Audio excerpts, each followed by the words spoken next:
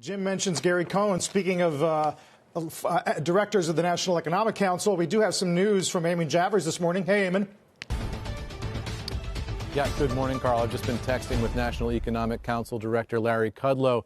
Kudlow telling me that he intends to remain in his position as National Economic Council Director through the end of the president's term on January 20th, even at a time when other officials in the Trump administration are resigning in protest over the president's conduct.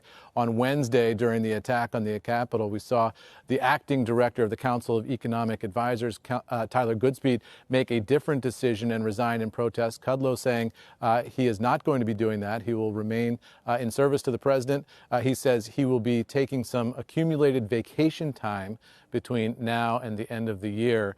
And I think this sort of underscores the decision-making that's going through the minds of a lot of administration officials and White House staffers as they calculate what their response should be personally to the president's conduct on Wednesday. Separately, guys, I can tell you that I've been talking this morning with a former senior administration official who tells me that he has been talking to members of the House and Senate, and he has come to the conclusion that an impeachment removal vote would sail through the Republican-controlled Senate right now with enough votes to remove the president based on his conversation. So these informal whip counts are going around now as people try to assess the president's vulnerability here to removal from office before January 20th.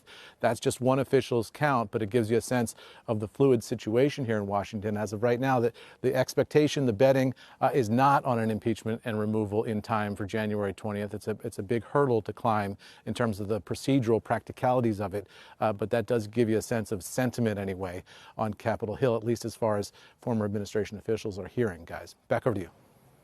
Eamon, that informal whip that you're hearing does kind of dovetail with what Clyburn said this morning, and that is you could be looking at a House vote in the middle of next week. Right.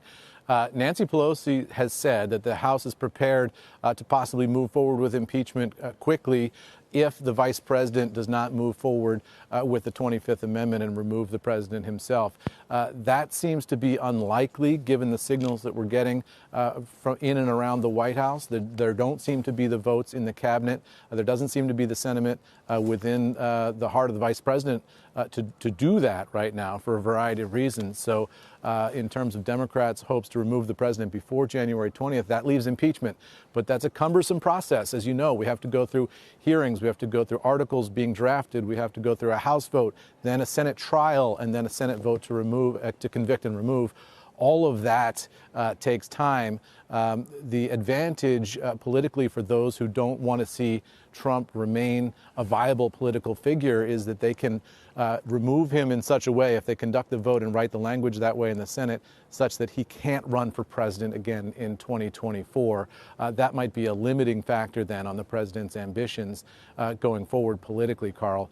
But we're a long way from there, and it does not seem, it seems like a long shot to say the least at this point, but that gives you a sense of where the sentiment is.